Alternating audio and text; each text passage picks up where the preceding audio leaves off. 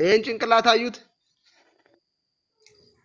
እውነት ነው። ማሰቢያው ያው ተዘዋውሯል።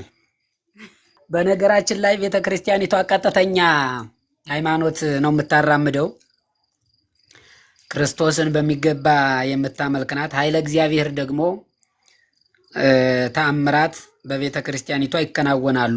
እግዚአብሔር ይሰራል። በአባቶችም አድሮ በውሃ ላይም አድሮ በእምነቱ ባፈሩ ላይም አድሮ ፈውስ ይሰጣል። እግዚአብሔር የተመሰገነ ይሁን። ቀጥተኛ የሚያስብላትም ክርስቶስ ያስተማረውን ሐዋርያት የሰበኩትን ይዛ ስለምትጓዝ ነው። በዚህ ዘመን የመጡ ሐሳውያን ግን ቤተክርስቲያኒቷ ቀጥተኛ ነች።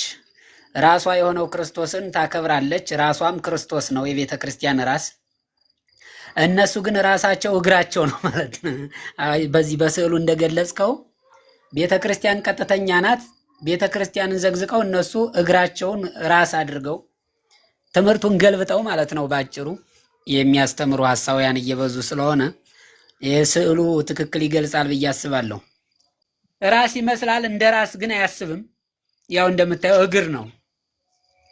ካህን ይመስላሉ፣ እንደ ካህን አይሰሩም። ከእግዚአብሔር ቃል ተጨማሪ ይሄ ወደል መቁጠሪያ ያስፈልጋል ብለው ያስባሉ። ያው እውነት ስትናገር ትንሽ ውግረቷም ጽርፈቷም ትመጣለች እንጂ በዚህ ዘመን ባሕታዊ ለመሆን ምንድነው ማድረግ ያለበት? አሮጌ ማዳበሪያ ትለብሳለህ። ምርጥ ቦርሳ የብር መያዣውን ግን ጽድት አድርገህ በውስጥ ታስቀምጣለህ። ወደል መቁጠሪያ ደግሞ ከማስለፍለፊያ ጥበብ ጋር እሷን ትይዝና ጀርባውን እያልክ ዋይ እያስባልክ በቃ ርዕሰ ባሕታዊ። ይሄ እኮ ነው ማምላክን ምንድነው ይልሃል። እኔ ደፍተራ ነኝ ትላለህ። ምን ልታደርግ ነበር? እድሉን ልወስድ። ምንም ይሄ ቀላል እኮ ነው። የማይ የምትሰራው ይሄ የተበላበት ዘዴ እኮ ነው እያራመዱ ያሉት። ግን ሰው አያውቅም መለፍለፉን መውደቁን። ከዚያ በኋላ ትርስ ሲባል ብድግ ማለቱን እንጂ የሚያየው በመቁጠሪያው በኩል 7 ጋኔን እንደሚገባበት አያውቅም። ማምላክን በመቁጠሪያው በኩል 7 ጋኔን የማይለቅ የማይድን ሁሌም የቤተ ክርስቲያን ወረብ ደመቅ ባለ ቁጥር የሚያስፍቀው የሚጥለው ጋኔን ይሰዱበታል እያለ ይኖራል እንጂ አይለቅም እኮ። ግን ለጊዜው ለቀቅ በቃ። አዚያ በኋላ አባ ገሌ የፈጉሰውኝ እያለ በየቤተ ክርስቲያኑ ሲዘረር ይኖራል ማለት ነው እንጂ እኮ ትክክለኛ የዳነ ሰው የለም። ምናልባት ገና ወደዚያ ቤተ ክርስቲያን ለመሄድ ሲያስብ በእምነት ሂዶ ከሆነ እግዚአብሔር ፈጉሶት ሊሆን ይችላል። በመቁጠሪያው አምኖ ከሄደ ግን አንድ ጋኔን ካለበት 6 ተጨምሮ 7 ጋኔን ተሸክሞ ይመለሳል። ያ ጋኔን ደግሞ በተለይ በዚህ ዘመን አይታችሁ ከሆነ በየቤተ ክርስቲያኑ ማህሌቱ ደመቅ ሲል እንደው ቅዳሴ እግዚኦ ማረነ ክርስቶስ ሲባል አካባቢ እያሉ የሚያፍቃቸው አሉ። እሱ ምንድነው ከተባለ በመቁጠሪያ የተጫነው ጋኔን ነው። ይሄን ማወቅ አለብን ማይበረሰቡ ማለት ነው። ማምላክን እውነቴን ነው ማሳየት ስለሚቻል እኮ ነው ገብርዬ። ለሐሳውያን እንደዚህ የልብ ሰጧቸው። እንደዚህ በዚህ ልክ ተኩራርተው በቤተክርስቲያን አውደ ምሕረት ላይ ምንፍቅና ማስተማር፣ ቀኖና ቤተክርስቲያን መጣስ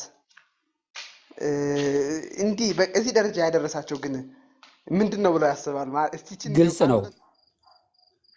ግልጽ ነው ያልኩበት ምክንያት ሐሰተኞች እንደልባቸው መራመድ እንዲችሉ ዓለምን እንዲቆጣጠሩ ወይም ደግሞ በማህበረ ሰው ዘንድ ተቀባይነት እንዲኖራቸው የሚያደርገው ጌታችን መድኃኒታችን ኢየሱስ ክርስቶስ በወንጌል በማቴዎስ ወንጌል ምዕራፍ 6 ቁጥር 24 ላይ ለሁለት ጌቶች መገዛት የሚቻለው ማንም የለም፣ ወይም አንዱን ይጠላል ሁለተኛውንም ይወዳል፣ ወይም ወደ አንዱ ይጠጋል ሁለተኛውንም ይንቃል። ለእግዚአብሔር ለገንዘብ መገዛት አትችሉም። እንደሚታወቀው ራዕየ ዮሐንስን ስናነብ ዮሐንስ በደሴተ ፍጥሞ ራእዩን ሲያየው የምጽአትን ነገር የሐሳዊ መሲህን ነገር ቁልጭ አድርጎ እግዚአብሔር ለመላኩ መላኩ ደግሞ ለዮሐንስ እየገለጠ በደንብ አድርጎ ለኛ አስተላልፎልናል። በዚያን ሰዓት ሐሳዊ መሲህ በሚነግስበት ሰዓት ክርስቶስ ነኝ ብሎ ነው የሚመጣው። ክርስቶስን ተክቶ እሱ ይመጣል ክርስቶስ ነኝ ብሎ። ሐሳዊ ኤልያስ ሐሳዊ ሄኖክ ደግሞ እኔ ሄኖክ ነኝ እኔ ኤልያስ ነኝ ብለው በጎን ተሰልፈው ይመጣሉ።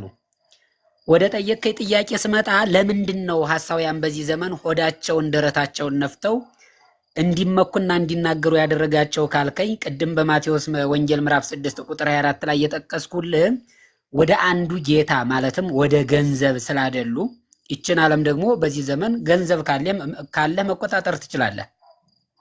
ገንዘብ አላቸው፣ ሰው አላቸው። ራዕየ ዮሐንስን በምናነበት ሰዓት እንደነገርኩ ሐሳዌ መሲህ ሰውን በምንድን ነው የሚይዘው? ዘመር ዘመስ በምህጻረ ቃሉ ማለት ነው። ወይም ደግሞ ሙሉ ቃሉ ዘመርምያ ዋኦስ የሚል በግንባራቸው በክንዳቸው እንዲነቀሱ ያደርጋል። ይህ ማለት ያንን ያልተነቀሰ ሰው ሰላማዊ ገበያ ማግኘት አይችልም። ገበያውን ሁሉ በዚያ ንቅሳት ይቆጣጠረዋል። ይህ ማለት በገንዘብ ዓለሙን ስለሚገዛ በዚያን ሰዓት ወደዱም ጠሉም ሆዳም ሰዎች በሐሳዌ መሲህ ቁጥጥር ውስጥ ይውላሉ። በዚህ ዘመን ምንድነው እየተደረገ ያለው? በገንዘብ ተቆጣጥረውታል። አብዛኛውን ባለሀብት ይዘውታል። ሐሰታቸውን ከመጽሐፍ ቅዱስ ጋር እያጣቀሱ የሐሰታቸው መሸፈኛ ያጣቅሳሉ። ይሄ ዝም ብሎ የማያውቀው የለም። ዝም ብሎ አነዘ ጳውሎስ ሲል እንደነበረው እንደ ቆሮንቶስ ሰው ግር ብሎ ይከተላቸዋል። ዋናው መሰረታቸው ምንድነው ከተባለ አንደኛው ይሄኛው ሁለተኛው ጌታ ነው። እግዚአብሔርን ትተው ገንዘብን ስለተገዙ በገንዘባቸው ደግሞ ብዙ ሰዎችን ስለገዙ ተቀባይነት አግኝተዋል። በዚህ ዘመን ደረታቸውን ነፍተው ለምን ይናገራሉ ካልክ አንተ ካናዳ ለመሄድ ፈጽሞ በሁለት ዓመት ሊሳካልህ አይችልም። የእግዚአብሔር ልጅ ነህ። እነሱ ግን ምንድነው የሚያደርጉት? ገንዘብ አለ ምን አለ በደቂቃዎች አውሮፓ፣ አሜሪካ መሄድ ይችላሉ። እና ደረታቸውን ነፍተው እንዲናገሩና በቤተ ክርስቲያኒቱ ላይ እንዲቀልዱ ያደረጋቸው ሁለተኛው ጌታ ነው። ማን ነው? ክርስቶስ ራሱ ለሁለት ጌቶች መገዛት አትችሉም ያላቸው ለገንዘብ ስለሚገዙ በገንዘብ ስለተቆጣጠሩት። የቤተ ክርስቲያን አባቶች እነዚህን ሰዎች ለምን ዝም አሏቸው? ገንዘብ አላቸው። እውነት ነው። በጣም ግሩም እይታ ነው። ዘመኑ አላዋቂነትስ እውነት ለመናገር ምዕመኑ የእነዚህን የሐሳውያንን ምንነት በደንብ በውል አለመረዳት። መጽሐፍ ቅዱስን ነው መቼም የምናየው። እንግዲህ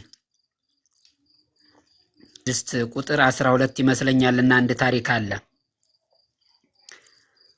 ናኦስ የሚባል ጠንቋይና ቅዱስ በጣም የተፈታተኑ ክፍል ነውና ትርጓሜውን ስንመለከት የህዝቡ ሁኔታ ምንድን ነበር ካልከኝ፣ ናኦስ ምንድን ነበረ? ቅዱስ እስጢፋኖስ ሽባ የነበረውን ሰው ተረተረ። እዚያ በኋላ ወደ ቅዱስ እስጢፋኖስ አይ ታምራትማ ይሄ ነው እንጂ ኧረ በስመ አብ አለና ህዝቡ ግር አለ። ይህ ማለት ምን ማለት ነው? መጽሐፍ ቅዱሳዊ አረዳዱ ያነሰ ነበር ማለት ነው። ህዝቡ ወደ ቅዱስ እስጢፋኖስ ግር አለ። ከዚያ በኋላ ናኦስ የሚባለው ሰውዬ ደግሞ ይሄ ቅዱስ እስጢፋኖስማ በተአምራት ህዝቡን ሊወስድብኝ አይደል አለና እንደው በሬውን ሄደና በጆሮ ሹክ ሲለው ከሁለት እንደው ምንም ሳይዛነፍ ስንጥቅ አለ በሬው። የሐዋርያት ሥራ ምዕራፍ 6ን አንብቡብኝማ ታገኙታላችሁ። ምን የቅዱስ እስጢፋኖስማ ምን ተአምራት ነው? ተአምራትስ ይሄ ነው አለና ህዝቡ ግር አለ። ደግሞ ወደ ናኦስ ማለት ነው። መጨረሻ ላይ አሸናፊነቱን የምናገኘው ግን በቅዱስ እስጢፋኖስ በኩል ነው። ምን ለማለት ፈልጌ ነው? ህዝቡ መጽሐፍ ቅዱስን ማንበብ አለበት። አዳዲስ ተአምራት በመጡ ቁጥር ግር ማለት የለበትም። አሁን እኔ መሀል አዲስ አበባ ላይ ሄጄ ለገና የተገዛውን በሬ ከሁለት ብሰነጥቀው በእርግጠኝነት ነው የምልህ ፀጉር ሳያስፈልገኝ ትልቅ መስቀል ሳያስፈልገኝ ብዙ ሺህ ህዝብ የኦርቶዶክሳውያን ህዝብ መንጠቅ እችላለሁ። ኦርቶዶክሳዊ አረዳድ ስለሌለን ማለት ነው። እና በዚህ ዘመን ብዙ ተአምራት ሊደረጉ ይችላሉ። እንዴ መንፈስ ልዩ ልዩ ነው፣ መንፈስን አትመኑ ተብለን የለ? የትኛው መንፈስ ይሆን በምን መልኩ ይሆን ይህን ነገር ያደረገው ብሎ መገመት ወይም ደግሞ መጠንቀቅ ያስፈልጋል። አቋቋማችን በቤተ ክርስቲያን በኩል ከቆምን ሰይጣን እንደው ዝም ብሎ እንደ ደራሽ ጎርፍ ሊወስደን ስለማይችል ማለት ነው። እና ምን ለማለት ፈልጌ ነው? ህዝቡ ግር የሚልበት ተአምራት ፈላጊ ስለሆነ ክርስቶስም እኮ እናንተ እምነት የጎደላችሁ ምንድን ነበር ያላቸው? አመንዝራና ክፉ ትውልድ ተአምራት የምትሹ ብሏቸዋል። ግን ከዮናስ የበለጠ ተአምር አይሰጣችሁም ተብለዋል።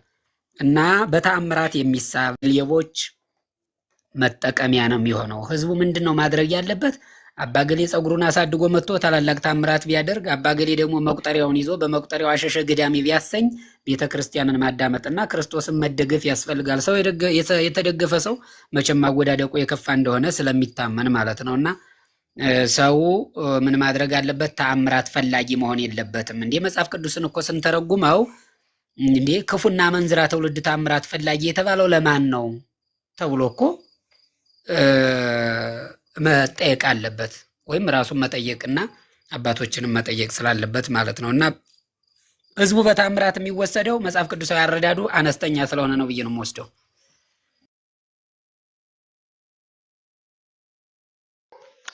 በድጋሚ በእውነት የነዚህ ሐሳውያን መጨረሻቸው ምንድን ነው የሚሆነው? እንደው ብለው ይሄንን ህዝብ ነድተው የት ያደርሱታል? እነሱስ የት ይደርሳሉ የሚል ጥያቄ ነው ያለኝ። ያው በቃ እስካሁን እኮ እንደተባለው ነው። ምንም የመጨረሻ እንትናቸው ግቡም ያ ነው። ወደ መጨረሻ ተያይዞ ከመውደቅ ውጭ ሌላ እንትን የለው። እነሱም ያውቁታል እኮ ዓላማቸው ያንን እንዲሰሩ ያደረጋቸው ምክንያታቸው እንዲህ ነው እንጂ የመጨረሻ ግባቸውን እነሱም ያውቁታል። መጽሐፍ ቅዱስን ተከትለን በሃይማኖቱ በተሰጠን ጸጋ እንደዚህ ያደረግን ብለውም እንትን አይሉ ምንም ያው ህዝቡን ለማለት እንዲከተላቸው ለማድረግ ጸጋ እንዳላቸው ልዩ የሆነ ድንቅ ነገር ታምር እንደሚያደርጉ እግዚአብሔር ለነሱ ብቻ ከሌላው በተለየ ለነሱ ብቻ የሰጣቸው ጸጋ እንደሆነ እንዲህ አድርገው እንትን ሊሉ ይችላሉ። እሱ ህዝቡን ለማታለልን የሚጠቀሙበት ገንዘቡንም ለመሰብሰብ የሚጠቀሙበት ራሳቸውን ለማደራጀት የሚጠቀሙበት ካልሆነ በቀር ምንም የተለየ ሌላ ነገር እንትን የላቸውም። እና አንድ ሹፌር መኪና እያሽከረከረ ቢሄድ መጨረሻ ግቡ የሚሆነው እንደዛ ነው እኮ። እሱ ራሱ ይዞት አይደለም ይሄድ ገደል ገባለው ብሎ አስቦ እያሽከረከረ ያለ ሰው ገደል ይዞ ከመግባት ውጭ ሌላ ምንም እንትን መንገድ የለው። መንገዱን ነው ማስተካከል ያለበት እና መሪው ነው የሚወስነው። እነሱ አሁን እንደዚህ በጣም ብዙ ሰው እኮ ይዘዋል። በጣም ብዙ ሰው ይከተላል። እኛ እንትን ደግሞ ይታወቃል። ዛሬ ዝም ብዬ ከምድር ተነስቼ የሆነ ነገር ባድር እንዴት ሰው እንዲህ አይነት ሐሳብ ይዞ ይከተለዋል የሚባለውን ሰው ሁሉ እኮ ሰው አብሮት ተከትሎ በጣም ብዙ ሰው ከምንጠብቀው በላይ የተሻሉ የሚባሉ የመረዳት አቅም አላቸው የምንላቸው ተምረዋል የምንላቸው ሌሎችን ያስተምራሉ የምንላቸው ከዚህ በፊት በልዩ ሁኔታ የምናውቃቸው እኮ ብዙዎች በትንሽ ነገር እየሳቱ ሲሄዱ አይተናል። እንደዚህ አይነት ነገሮች እንትን ይላሉ እና በጣም ብዙ ሰው እንዲከተላቸውና የራሳቸውን ፍላጎት መስራት ስለሚፈልጉ ተያይዞ ገደል ከመግባት ውጭ ሌላ የመጨረሻ ግብ አይኖርም። መጨረሻው ግባቸው እንግዲህ ቅድም በጠቀስኩልህ ታሪክ ላይ ነውና በቪዲዮ ባሳይ የተመረጠ ይሆናል። አባቶቻችን መተርጉማን ያስቀመጡት ትርጓሜ ነው። የሐሳውያን መጨረሻቸው ምንድነው ከተባለ እንደሚታወቀው ነው። እስኪ በሰፊው አድርገውና እንየው። ሐሳውያን በምን መልኩ ቅዱሳንን ጭምር እንደሚቃወሙና እንደሚገዳደሩ ያው መጨረሻቸው ያምርም እንጂ ግብረ ሐዋርያት ይላል ምዕራፍ 6 ክፍል 10 ይላልና ቁጥር 8 ጀምረን እንመልከተው። ወእስጢፋኖስሰ ምሉእ ጸጋ እግዚአብሔር፣ እስጢፋኖስ ግን ጸጋ እግዚአብሔር ኃይለ እግዚአብሔር ያደረበት ነበር። ወይ ገብር አብይ ተአምሮ መንከረ በውስተ ሕዝብ፣ በሕዝቡም ዘንድ ደጋግ ታምራት ያደርግ ነበር። ታሪክ ናኦስ የሚባል አንድ መሰሪ ነበር። እስጢፋኖስ ዲዳ ደንቆሮ አግኝቶ እፍ ቢለው ዲዳ የነበረው ተናገረ፣ ደንቆሮ የነበረው ሰማ። ሕዝቡ ተአምራት እስቲታ ብለው ወደ እስጢፋኖስ ተመልሰዋል። ናኦስም ወደ አንድ በሬ ሄዶ በጆሮው ሹክ ቢለው ከሁለት ተከፈለ። ሚዛን ቢያገቡት ተካከለ። ሚዛን ቢያገኙት እኩል ሆኖ ተገኘ ማለት እውነትም ታምረኛ ነው፣ እኩል እኮ ነው የሰነጠቀው ብሎ ህዝቡ ግር እንዲል ማለት ነው። ከሁለት ተከፈለ። ሚዛን ቢያገቡት ተካከለ። ህዝቡም ታምራት እስቲታ ብለው ወደ ናኦስ ተመልሰዋል። እስጢፋኖስ በሬውን አስነስቶ ናኦስን ጠርታ አምጣው አለው። በቃል ሰብአዊ በሰው ቃል ማለት ነው። ጠርቶ አመጣው ይልና ታምራት እስቲታ ብለው መልሰው ወደ ቅዱስ እስጢፋኖስ ተመልሰዋል ህዝቡ። ይህ ናኦስ ህዝቡን ሰብስቦ ይህ ሰው ስህተቴን ሳይገልጥብኝ አለ። ተመልከቱ ሲሸነፍ፣ ይህ ሰው ስህተቴን ሳይገልጥብኝ አልቀረም ብሎ የእገሌ ሀብቱ ይህ ነው መቀበጣጠር ጀመረ ማለት እንደ ጠንቋይ። ያንተ ሀብት ይህ ነው፣ አንተ 2 ፎቅ ይኖርሃል ማለት ነው። የእገሌ ሀብቱ ይህ ነው እያለ ማዕርግ እየሰጠ መስሎ አጋንንትን በምሳብ ጠርቶ ወደ ላይ ይዛችሁኝ ውጡ አላቸው። አጋንንትን ሳበና ወደ ሰማይ ይዛችሁኝ ውጡ አለ ማለት ነው። ይዘው ሲወጡ በምድር ከፍ ሲል አይቶ ቢያማትብባቸው፣ ማን ያማተበባቸው? ቅዱስ እስጢፋኖስ። ቢያማትብባቸው አጋንንት ጥለውት ሸሹ። ወርዶ ታንቆጫቁጮ ሙቷል። ማን? ናኦስ። ከቅዱስ እስጢፋኖስ ጋር ለመገዳደር ሞክሮ ነበር። በመጨረሻም አጋንንትን ሰብስቦ ኑ ወደ ሰማይ ይዛችሁ ይውጡ አለና ይዘው ሲወጡ ቅዱስ እስጢፋኖስ ቢያማትብባቸው ናኦስን ሲለቁት እሱ ወርዶ ተንቆጫቁጮ ሙቷል። መጻሕፍትን ስናነብ የሐሰተኞች መጨረሻቸው ተንቆጫቁጮ መሞት ነው። በስጋዊም በነፍሳዊም። በስጋዊ መንቆጫቆጭ ወደ ላይ ከፍ ብሎ የነበረው ወርዶ ሲወድቅ እንቁጭቁጭ ብሎ ተሰባብሮ ከጥቅም ውጭ ይሆናል ማለት ነው። በሰማይም ተንቆጫቁጮ የገሃነም ራት ይሆናል ማለት ነው እና የሐሰተኞች መጨረሻቸው እንደ ተአምረኛው ወይም ደግሞ እንደ ምታተኛው እንደ ናኦስ ተንቆጫቁጮ መሞት ነው። ከመንግስተ ሰማያት አፍአ ተወርውረው ወደ ገሃነም መውደቅ ነው። የሐሰተኞች መጨረሻቸው ይሄ ነው ማለት ፈልጌ ነው። እሺ ጥያቄ ያለ ፍቅር ከክርስቶስ ጤና ይስጥልኝ። አብሮ ይስጥልኝ። እንዴት ናችሁ?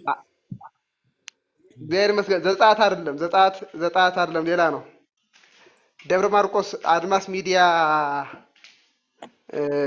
ባለቤት ነው። ቀጥይ እህታችን። እሺ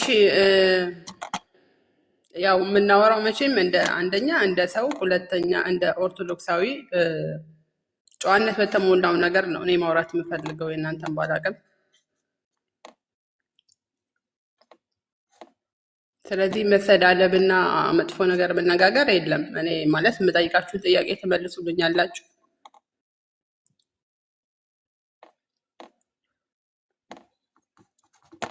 ይሰማሃል ወንድሜ? ቱ ዘ ፖይንት ጠይቂ፣ ቱ ዘ ፖይንት ይመለሳል ብያለሁ። ወደ ዋናውን ጥያቄ አቅርቢ፣ ማብራሪያ ያልበዛበት ቱ ዘ ፖይንት። አይ ማብራሪያ አላበዛም። እኔ ከእናንተ ማለት አይ ቲንክ እንትንህ ርዕስህ እኔ እንደውም ሰለሞን ጋር ወንድማችን ሰለሞን ጋር ነበር፣ እሱን ተከትዬ ነው አጋጣሚ የመጣሁት። እኔ የመምህር ተስፋዬ ተማሪ ነኝ ማለት ትምህርቱን አዳምጣለሁ። ሌሎች አባቶችን ግን አንዳንዴ ነው እንጂ የማዳምጠው፣ ብዙ ጊዜ አላዳምጥም። መምህር ተስፋዬን ግን በጣም ነው የማዳምጠው። ትምህርቱ እጅግ በጣም ጠቅሞኛል እና እስቲ ከመምህር ተስፋዬን እና ሌሎችን አባቶች አንድ ላይ ነው ወይ የምታየው? እኔ ለአንተ ነው የምጠይቀው። አንድ አይነት ነው በአንድ አይነት ነው ወይ የምታየው?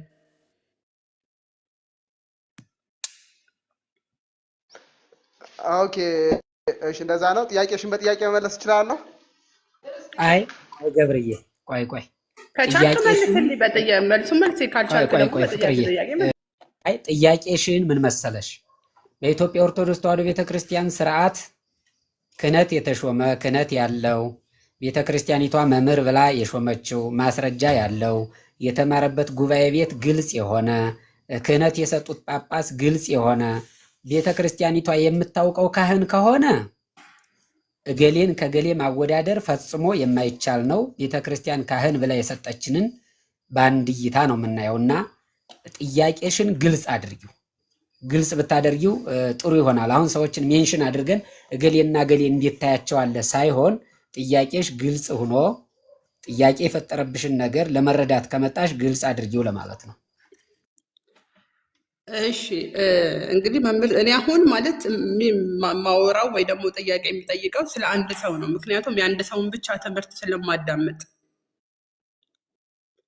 ገብተዋል። ስለ አንድ ሰው ስጠይቅ ያ ሰው ደግሞ ቤተክርስቲያን በይፋ መድረክ ላይ አላወገዘችውም። በጣም ብዙ ቦታ ተምሯል። ለብዙ ዓመታቶች ቤተክርስቲያን በሰንበት ትምህርት ቤት አገልግሏል። የካን ካወቀው እዛ አገልግሏል። ረጅም ዓመት ሰንበት ትምህርት ቤት አስተምሯል። ብዙ መምህራኖች ያውቁታል። ቤተክርስቲያን በይፋ ወታ ወይ ደግሞ ክህነት ያልሰጠችበት የራሷ ምክንያት አለ፣ ያላወገዘችበት ደግሞ የራሷ ምክንያት አለ ብዬ ነው የማስበው። እኔ አንድ ሰው ብዙ እንግዲህ ከዘማሪ ጀምሮ እስከ ትልልቅ ሰዎች ስህተት ሲሰሩ ታወግዛለች ቤተክርስቲያናችን። ይሄን ሰውዬ ያላወገዘችበት ምክንያት አላት፣ ደግሞ ዝም ያለችበትን ምክንያት አላት። ስለዚህ እሱን እኔ ስለማላቅ ውስጥ ገብቻ አልዘባርቅም። እሱ ግን የሚያስተምረው ትምህርት በሙሉ በሰዎች ህይወት ውስጥ ያለ ነገር ነው። ገብተዋል ያለ ነገር ስለሆነ እሱን የምትቃወሙበትን ነገር አንድ ፖይንት ስጡኝ ነው ማለት እንዲህ በስድብ ወይ በምናምን አይደለም። አንድ ነገር ብቻ ብትሰጡኝ ያን ነገር እኔ ላገናዘብ እችላለሁ። ግን እኔ በቪዲዮ ማስረጃ ላሳይሽ፣ ዝም ብዬ ከማወራ ማስረጃ ላሳይሽ እና ሚዛናችን ደግሞ የቤተክርስቲያን ትምህርት ነው እና የኔታ ይቀጥላሉ። ይሄን ቪዲዮ አሳይና መልስ የሚሰጡት ወይ የኔታ ሰለሞን ናቸው ወይ ተቀደስ ምክር ነው ወይ ጎይ ቴቶን ናቸው። እንስማው። ቤታቆን እጄ ሰፈሪ በሞቴል ነው ከስም ሰደት ነው የሚገኘው። አገልጋይ ቀን እኮ ቤተክርስቲያን ዩኒፎርም ለብሼ አገልግያለሁ። ማታ ይዞኝ ወጣና በዛ በሌሊት 7 ሰዓት ላይ ናይት ክለብ ይዞኝ ሄደ። ብዬ ቢራ ታዞ ምናምን እዚህ ጋር አንተ ሴተኛ ዳሪ እዚህ ጋር አንተ ሴተኛ ዳሪ ተቀምጣ ባል በነገራችን ላይ ቆይሽ እንድደነግጥ ነው እሱ እንደሱ እኔም መምህር ያኔ በልመዶኝ ነበር የሄድኩት የዛሬ 30 ዓመት ቁና በተለያዩ ነገሮች የድቁና ትምህርቱን ጀመርነውና በግሩፕ ሆነን እኔ በቤተሰብ ያው ስለ ትምህርት ለሰላም ከትምህርት እንደወጣሁኝ ወይ የሆነ እንጨት ቤት ምናምን ለመስራት ከዛ ቃል ተመቸኝ አቋርጬ ነው። እኔ ደግሞ ዩቲዩብ የሚታወቀው በሱባኤ ነው የግል ሱባኤ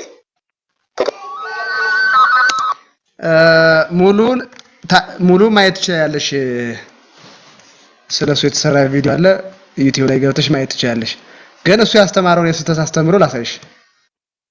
አንቺ ሁሉ ጊዜ ትክክል ነው ብለሽ የምትቀበዩ ብዙዎቹ ትክክል ነው ብላችሁ የምትቀበሉትን ትምህርት ቪዲዮውን አሳያችሁና ከዛ ማን ነው መልስ የሚሰጡት የኔታ ሰለሞን ወይም ደግሞ ይትቀደስ ምከ ወይም ደግሞ ጉባኤ ኤፌሶን ወይም ደግሞ በአማን ሰናይ ወይም ኬኩን አሳያችኋለሁ ቪዲዮውን።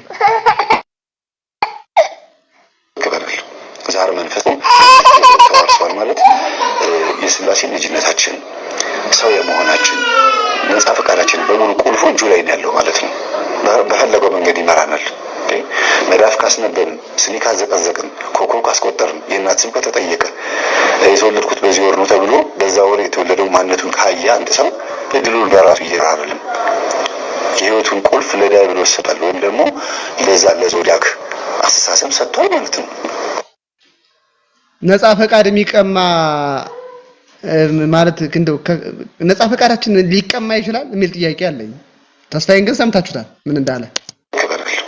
ዛር መንፈስ እኮ ከልጅነት ጀምሮ ተዋርሷል ማለት የዛር መንፈስ እኮ ከልጅነት ጀምሮ ተዋርሷል ማለት የሥላሴ ልጅነታችንን ገብረ ሥላሴ መባልን ሰው የመሆኔን እንደው ይሄ ዛር መንፈስ አውሬ ከብት ላም ጥጃ ወይም ሌላ ወፍ ምናምን ሊያደርገኝ ይችላል ማለት ነው። በሱ ንግግር ነፃ ፈቃዳችን በሙሉ ቁልፉ እጁ ላይ ነፃ ፈቃድን በሙሉ በቃ ቁልፉ በእጁ ነው መቀማት ይችላል እያለ ነው። የኔታ መልሱ። ይሄ ትምህርት ኦርቶዶክሳዊ አስተምህሮ ነው። እስኪ አንዳችሁ ጉባኤ ኤፌሶን ወይ የኔታ ሰለሞን አንዳችሁ ለማን ለአንዱ ልስጥ።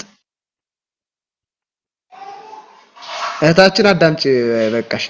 ምንም እዚህ የጉባኤ የቤተክርስቲያን መምህራን አሉ እነሱ ናቸው ይመልሱ። የኔታ ሰለሞን ይቀጥሉ። እሺ ወንድሜ እኔ አንድ ነገር ልበልህ አላስረዝምም። አረ ምላሽ ጥያቄ ጠይቄያለሁ እኮ እኔ ምላሽ ይመልሱ። አዳምጪ። ይሄ ትምህርት ትክክል እንዳይጠኝ ታዲያ ካላዳመጥከኝ እንዴት እንግባባለን ወንድሜ? አመት እኮ አላወራም እኔ 1 ደቂቃ ነው የማወራው። እሺ ይሄ ትምህርት ትክክል ነው ብለሽ ታምኛለሽ አንቺ መጀመሪያ? እሺ በመጀመሪያ አዳምጠኝ እኔን ሐሳብ። አንደኛ ነገር አንተው ስትል የነበረው እኔ አመት አላወራም 1 ሰከንድ ነው አለው። ኬኩን ሐሰን ጋር 1 ደቂቃ ጨርሳለሁና አዳምጣለሁ የአባቶች ገባኝ። አይ ምን ልልሽ መሰለሽ ከገብሬ ጋር ያኔ ሁሉ ጊዜ ገብቼ እማራለሁ፣ አንተም ቤት ገብቼ እማራለሁ። ካንደበታችሁ የሚወጣው ግን እንደዚህ አልነበረም። በጣም ጥሩ ሰዎች ናችሁ። ስትናገሩ ወርታችሁ ነው፣ ግን ለሰው ስትናገሩ ሰው በመሆኑ ብቻ ንግግራችሁን ማሳመር አለባችሁ። መረጋጋት ይቀድማል። ቆይ እህታችን፣ በነገራችን ላይ እንግዲህ እዚህ ጋር መምህር ተስፋዬ ገሌ ብለን ፈጽሞ አንድ ሰው አላነሳንም ነበር ርዕሱ ላይ። አንቺ ነሽ መተሽ መምህር ተስፋዬን እንዴት ታዩታላችሁ የኔ መምህር ነው አልሽ። በጠየቅሽው መሰረት ነው ገብሬ የመለሰው እንጂ እኛ ከሐሳውያን ተጠበቁ ነው። ሐሰተኞች እነማን ናቸው ከተባለ ቤተክርስቲያን የማታስተምረውን ትምህርት የሚያስተምሩ ለንግግራችሁ ለከት ሐሳቤን ልማር ለገባውት ማንም ሰው ሚውት እንዳያረጋኝ ገባኝ እህታችን። በነገራችን ላይ የተስፋዬን ስድብ ብትሰሚ ማለት የመምህር ተስፋዬን ስድብ ማን ነው ቢኒያም ሽታዬን የሰደበውን ስድብ ብትሰሚ ራስሽን ትጠዩ ነበር። ምናልባት አልሰማሽው ከሆነ ነው እና ሙሉ ትምህርቱን አዳምጣለሁ። ቢኒያም ሽታዬ ካንደበቱ አውጥቶ አልሰደበውም፣ አዳምጣለሁ ሁሉንም። ኧረ እሺ እንግዳስ እሺ ካላመንሽ፣ ለማንኛውም ቅድም ምን ስትይ ሰማው መሰለሽ? ልጠይቅሽ? ጠይቀኝ። በጣም ጥሩ። ግን አሁን ለዚህ ላነሳው ቪዲዮ አባቶች አስተምሩሽ ብሎኛል። እስቲ አስተምረኝ። እሱ ላሳየው።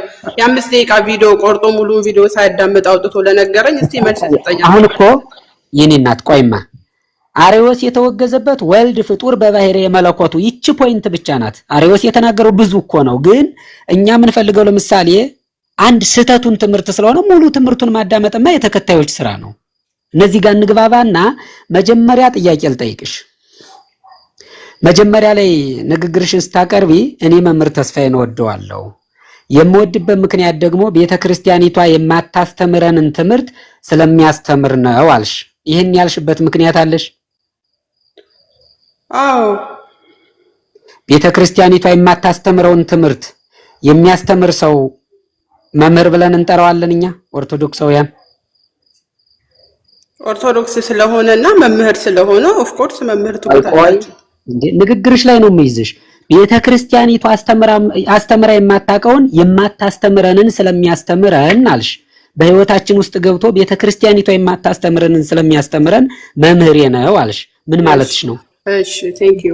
ቤተክርስቲያኗ የምታስተምረውን አያስተምርም፣ የማታስተምረውን እሱ ያስተምረናል ያልኩት።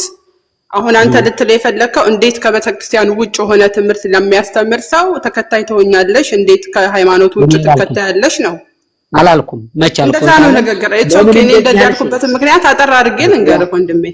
ምናልባት ይኸውልሽ በተስፋዬ በኩል መተሽ እንደው በጭራሽ ዛሬማ አልሸነፍም እንደው በጭራሽ እኔ ወንድሜ እኔ አንድ ንጹህ ኦርቶዶክሳዊት ነኝ። እንደ እንትን ነው የምወደው እሱ እኔ ታውቀዋለሁ ብለህ ነው። እኔ ያለሁት ስደት እሱ ያለው ሌላ ቦታ። ወይ ተባረኪ። ስለዚህ ቤተክርስቲያኒቷ የማታስተምረውን ትምህርት ስለሚያስተምረኝ እከታተለዋለሁ እወዳለሁ አለሽ። ይሄ ንግግርሽ ጤነኛ ነው ወይ ነው?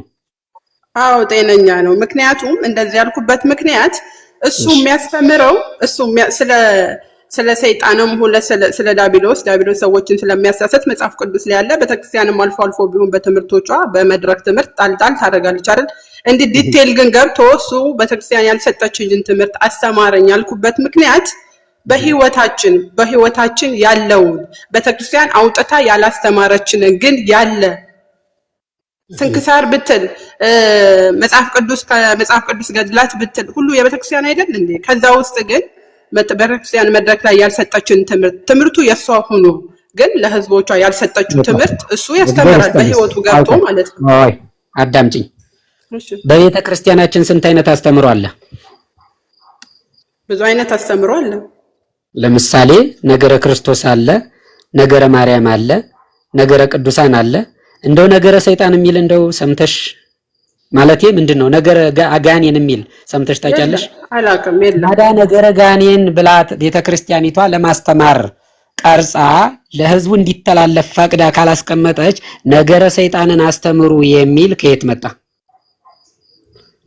ነገረ አሁን እንደዚህ በነገር ልክ እንደ ነገረ ማርያም እንደምንለው ነገረ ሰይጣን ብላ እንዴት ታስተምራለች? ቤተክርስቲያን ታዲያ ቤተክርስቲያኒቷ ቀርጻ ካላስቀመጠች ነገረ ሰይጣን መጽሐፉ ወንድሜ መጽሐፉ ግን ስላላስተማረች ነው እንጂ መጽሐፉ አለ። እሱ እኮ የሚያስተምረው እኮ ስለ አንድ ሰይጣን ነው በተለያየ መልኩ ስሙና ስለ ሰይጣን በነገራችን ላይ ሰይጣን የለም በእንትን ላይ መጽሐፍ ቅዱስ ላይ ስለ ሰይጣን አልተወራም ነው የምትለው? ቆየኔ እናት በማስረጃ ብናረግ ነው ወይ የምትለኝ? ስለ መጽሐፍ ቅዱስ ሰይጣን የለም ወይ በለኝና አዎ ወይ ደግሞ አለ የለም በለኝና ሌላ ከዛን የምሰኝ አወራለሁ። ረጋቤ እንጂ እኔ እናት ጥያቄሽ ተንሻፎ ከመጣ በለኝ ምን ልበልሽ የኔ እናት? ቆይ እንጂ መጽሐፍ ቅዱስ ላይ ስለ ሰይጣን የለም በለኝ። እሱ የሚያስተምረው ስለ አንድ ሰይጣን ሆኖ ግን በተለያየ መልኩና ቅርጹን እየቀየረ ስለሚያወራው ነው እንጂ ስለ ሰይጣን መጽሐፍ ቅዱስ የለም በለኝ። እሺ በጣም ጥሩ እግዚአብሔር ይስጥልኝ። ሐዋርያት የተመረጡት ስለ ሰይጣን ሊያስተምሩ ነው ስለ ክርስቶስ? ስለ ክርስቶስ። 70 አርድእት የተመረጡት ወይም 72ቱ ደቀ መዛሙርት የተመረጡት አጋንንትን ሊሰብኩ ነው ስለ ክርስቶስ ሊሰብኩ? ስለ ክርስቶስ ሊሰብኩ። 36ቱ ቅዱሳት አንስት የተመረጡት ስለ ክርስቶስ ሊሰብኩ ነው ስለ አዳልሞቴ? ወንድሜ ስለ ክርስቶስ ነው፣ ስለ ሰይጣን አይደለም። በቃ ስለ ክርስቶስ ሊሰብክ የተመረጠ ሐዋርያ ካለ በእኛ ዘመን ካህን ተብሎ የሚመረጠው ስለ ክርስቶስ ሊያስተምር ነው እንዴ? ምን እያልሽ ነው? አይ ስለ አጋንንትም ስበኩ ተብሎ የተላከ ሌላ ከ120 ቤተሰቡ ሌላ ነገረ ሰይጣንን እንዲያስተምር የተላካለ ማስረጃ እስኪ። ግን ጌታችን አለ ሳይሆን ያልኩት መጽሐፍ ቅዱሳችን ውስጥ ሰይጣን ሰዎችን እንዴት እንደሚጎዳ አልተጻፈም ወይ ነው? እንደው በማርያም አዳምጪኝ። ከሌለ በሌለ ጉዳይ አናወራም። ጌታችን መድኃኒታችን ኢየሱስ ክርስቶስ በማቴዎስ ወንጌል ምዕራፍ 28 ቁጥር 29 ላይ ምንድነው ያላቸው ደቀ መዛሙርቱን? ምን እያልሽ ነው? በሌለ ነገር ማናወራም፣ ባለ ነገር ላይ ነው የምናወራው። የሌለ ነገር የሚያስተምር ሰው ከመጣ ምን ብለን እንጠራዋለን? ሐሰተኛ ብለን እንጠራዋለን። ይቅርታ። እሺ የኔ ጥያቄ ምን ነው? አዳምጪኛ። አሁን ይሄ ለማን የተላለፈ ነው? እንግዲህ ሂዱና አሕዛብን ሁሉ በአብ በወልድ በመንፈስ ቅዱስም እያጠመቃችኋቸው ያዘዝኋችሁንም ሁሉ እንዲጠብቁ እያስተማራችኋቸው ደቀ መዛሙርት አድርጓቸው። በማን ስም ነው የሚያጠምቃቸው? የአንድ ካህን ስልጣን የሚሰጠው አንድን አሕዛብ አስተምሮ መክሮ የክርስቶስን መውረድ መወለድ በመስቀል ላይ መሞት መገረፍ ስለ ሰው ልጆች ሲል የተቀበለው መከራ አስተምሮ አጥምቆ ቆይ አዳምጪኝ። ቀጥይ። ኖ ሶሪ እዚህ እያወራሁ ነው። አንተ ቀጥል። ሚውት አድርግ። ካልሰማሽኝማ ሌሎቹማ የተማሩ እኮ ናቸው። ምን ብዬ እናገራለሁ? እየሰማሁ ነው። ስለዚህ አንድ ሐዋርያ የሚላከው በአብ በወልድ በመንፈስ ቅዱስ ስም እያጠመቀ የክርስቶስ ቤተሰቦች ሊያደርግ ነው። ዮሐንስ የሰበከውን ክርስቶስ ሰብኳል። በማቴዎስ ወንጌል ምዕራፍ 3 እያንዳንዷ ነገር ቤተክርስቲያን የምታስቀጥለው ክርስቶስ የሰበከውን ሐዋርያት ሰብከዋል። ሐዋርያት የሰበኩትን ደግሞ ሰባ አርድእት ሰብከዋል። ምን አለ ዮሐንስ መጥምቀ መለኮት ቅዱስ ዮሐንስ በማቴዎስ ወንጌል ምዕራፍ 3 ከቁጥር 1 እስከ 2 በዚያም ወራት መጥምቁ ዮሐንስ መንግስተ ሰማያት ቀርባለችና ንስሐ ግቡ ብሎ በይሁዳ ምድረ በዳ እየሰበከ መጣ። ምን እያለ? መንግስተ ሰማያት ቀርባለችና ንስሐ ግቡ። ይሄ የማን ስብከት ነው? የዮሐንስ መጥምቀ መለኮት። ይህንኑ ስብከት መንግስተ ሰማያት ቀርባለችና ንስሐ ግቡ ብሎ ራሱ ክርስቶስ ደገመው። ማቴዎስ ወንጌል ምዕራፍ 4 ቁጥር 17 ላይ እንዲህ ሐዋርያት ያላስተማረውን ደግሞ ነገረ ሰይጣን ከየት አምጥተን ነው የምናስተምረው? 17 ምን አለ? ከዚያም ዘመን ጀምሮ ኢየሱስ መንግስተ ሰማያት ቀርባለችና ንስሐ ግቡ እያለ ይሰብክ ጀመር። ማን? ዮሐንስ በታሰረበት ጊዜ። ጴጥሮስ ምን ብሎ ሰበከ? ይህንኑ ቃል ይደግመዋል። በሐዋርያት ሥራ እንሂድ እስኪ። ሐዋርያት ሥራ ምዕራፍ 2 ቁጥር 38 ላይ ስንሄድ ምን የሚል ቃል እናገኛለን? 38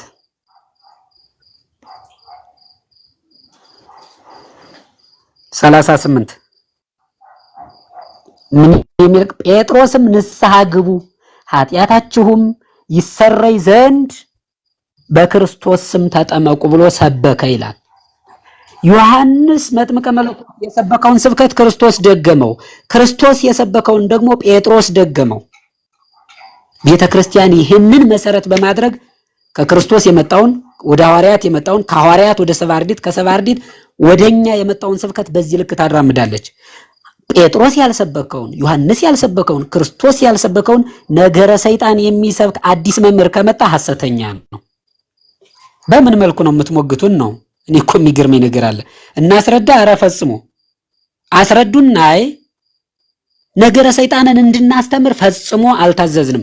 አይታዘናል። በዚህ በኩል ለምሳሌ ጌታችን መድኃኒታችን ኢየሱስ ክርስቶስ ሐዋርያትን በዕለተ ሐሙስ ሕጽበተ እግር ብለን በምናከብረው ዕለት ደቀ መዛሙርቱ እግራቸውን አጠበና ከነዚህ ግበሩ ለቢጽክሙ እናንተም ለወንድሞቻችሁ ይሄን አድርጉ።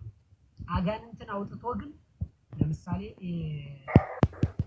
ምንድን ነበር ወደ እሪያዎች ስደደን ያሉት አጋንንት እነዚህ አጋንንት አውጥቶ የኔታ ድምጾ ታፍኗል። ድምጽ አይሰማማ። አሁን መጣዋል። አሁን ይሰማል። ኔትወርክ ይመስለኛል። ስለዚህ እኛ ምንድነው ፖይንታችን? ክርስቶስ ያስተማረውን ወንጌል ጽድት ያለ ወንጌል እንሰብካለን።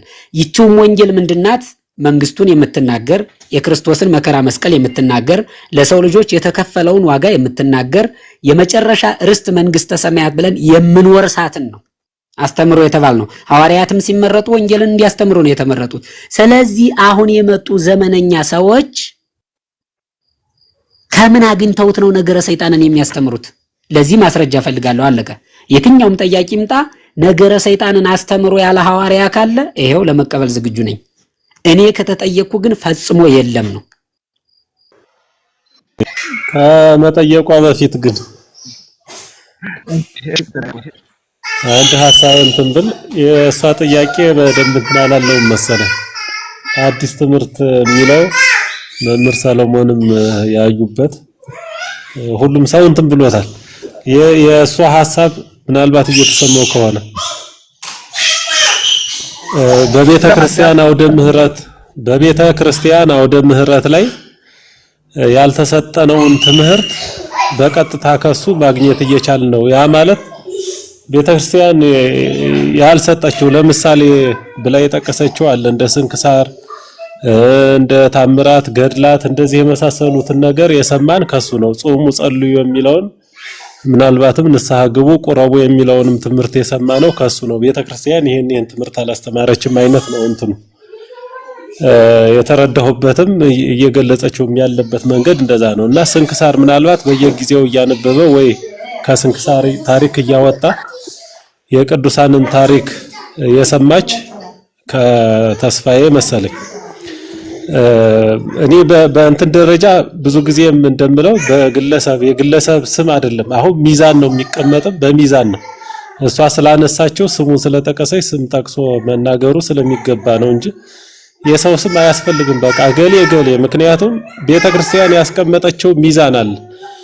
በዛ ሚዛን መሰረት ትክክለኛው የትኛው ነው ትክክል ያልሆነ የትኛው ነው የሚለውን ሊለዩበት የሚችሉትን ነገር ነው ለሰው የሚሰጥም ማስተማርም የሚገባ።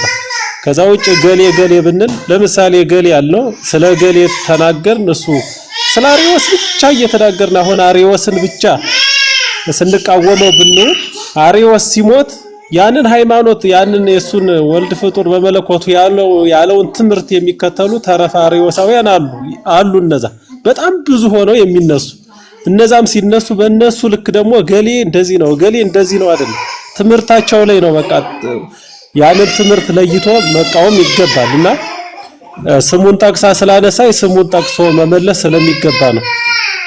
አሁን ይሄንን ሰው የማያውቀውም ሰው ይኖራል። ትምህርቱን ደግሞ ሰምቶ ቤተክርስቲያን ያልሰጠችውን ያላየውን ትምህርት ከሱ አገኘው የሚልም ደግሞ እንደ እህታችን ያለም ይኖራል። ይሄ ከዚህ የተረዳቸው ቤተክርስቲያን ያልሰጠችን ብላ ያሰበችው እንደ ስንክሳር እንደ ገድል ያለ ቤተክርስቲያን ውስጥ የማይሰጥ ነው ወይ?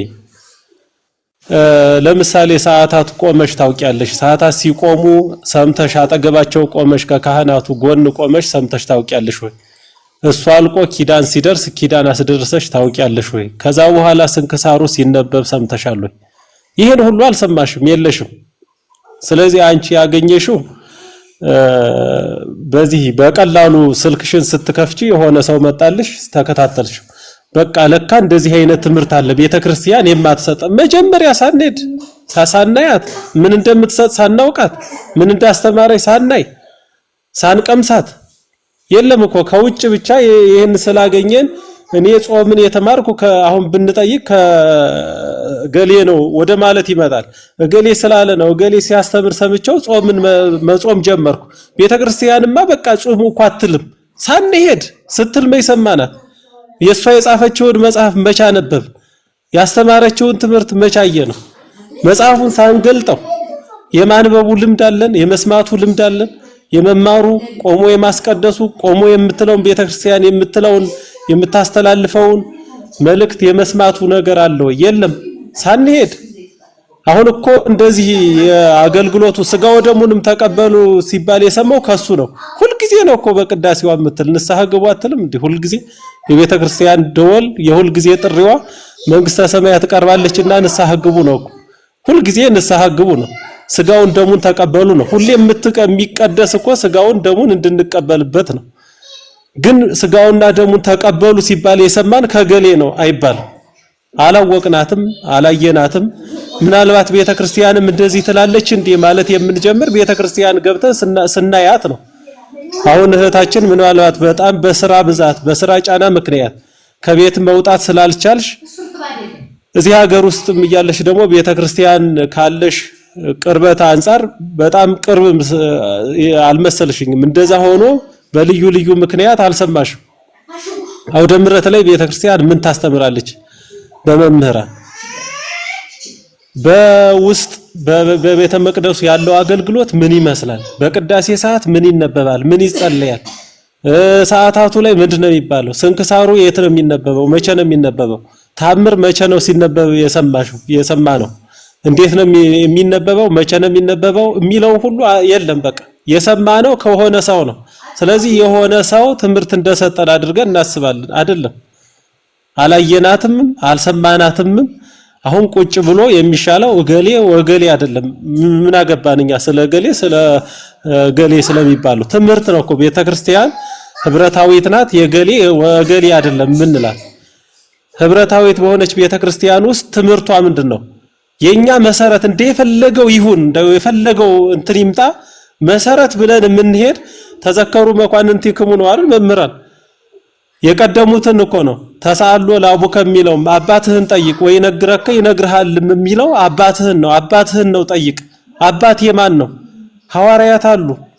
ከነሱ በመጣ የክህነት ቅብብሎች ነው እኮ ዛሬ ድረስ ብፁዕ አቡነ ገሌ እያልን እስካሁን ድረስ የመጣን የለ ካህን ያለ የምንለው ዲያቆን የምንለው ከዛ በመጣ የክህነት ቅብብሎች ነው። ስለዚህ ሐዋርያት በመጀመሪያ ምን አስተማሩ?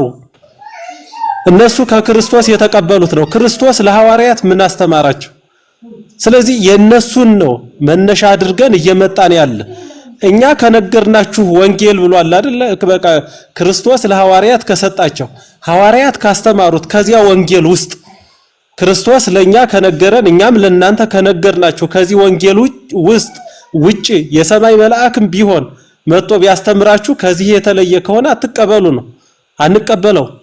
ሚዛን አለን። ሚዛናችን ወደ ኋላ የሚሄድ ነው። ክርስቶስ ያስተማረው ሐዋርያት የተቀበሉት ለኛ ያስተላለፉት ዝም ብሎ እኮ በእንትን ላይ የተመሰረተ ነገር የለውም።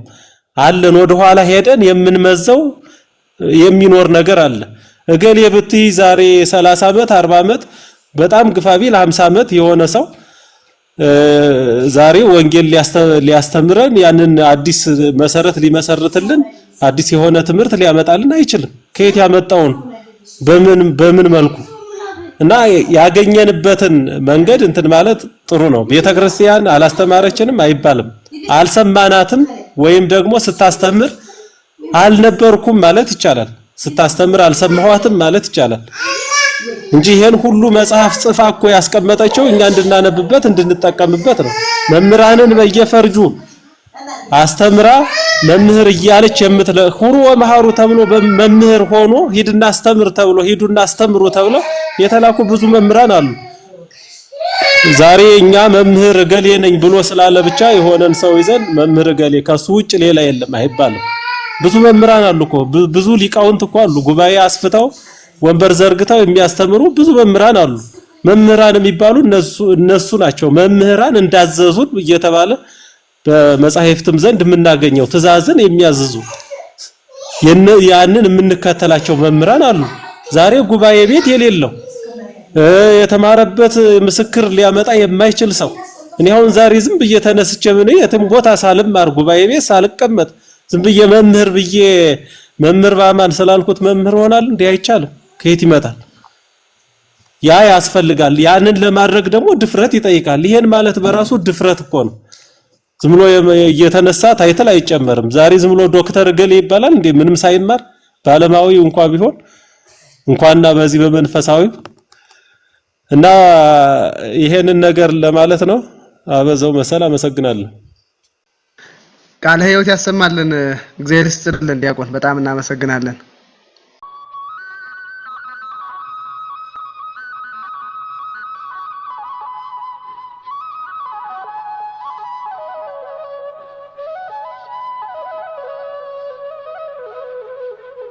የሃይማኖት ሚዛን